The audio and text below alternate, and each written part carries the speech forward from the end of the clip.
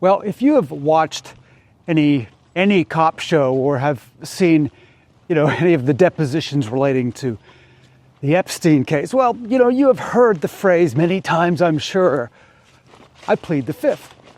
But where does this right come from, and why did the founders think it was so important that you could literally refuse to testify against yourself?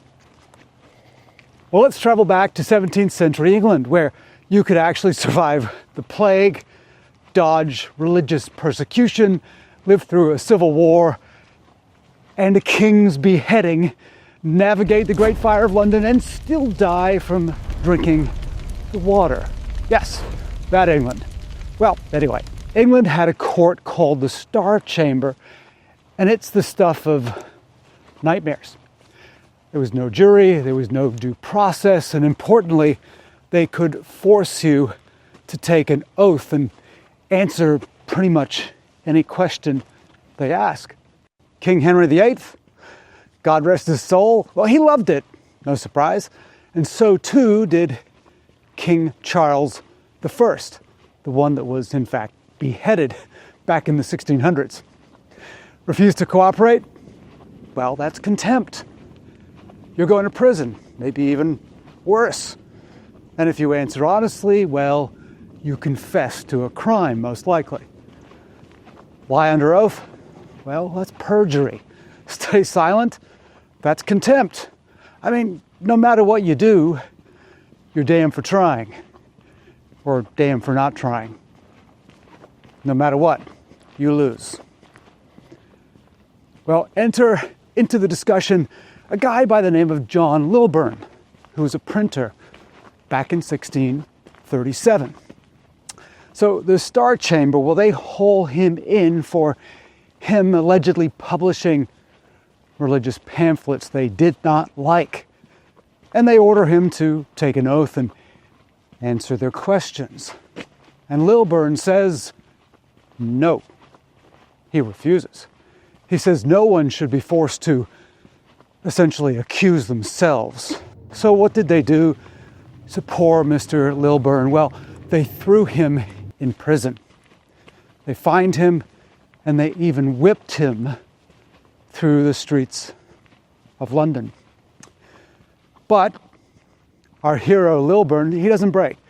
He in fact becomes literally a hero, a symbol of resistance.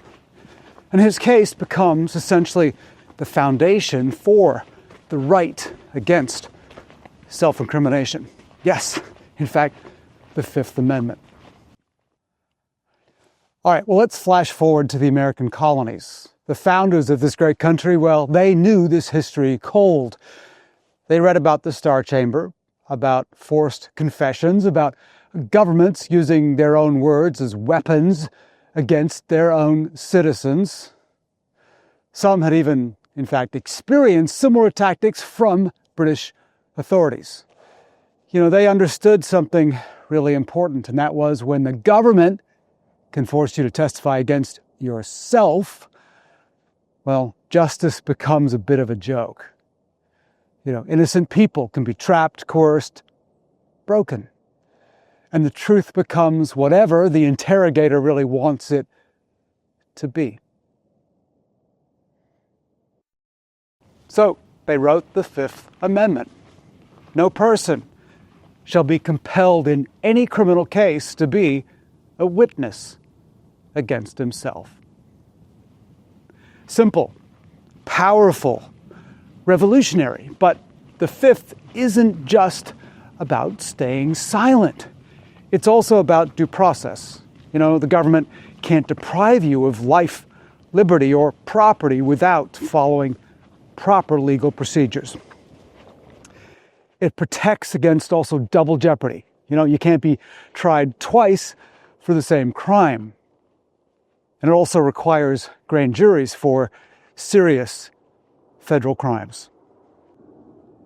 The Fifth Amendment says that the burden of proof is on the government. It's not on you. It's not on us.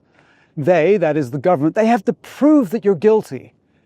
You don't have to prove you're innocent. You don't have to give them the rope to hang you with.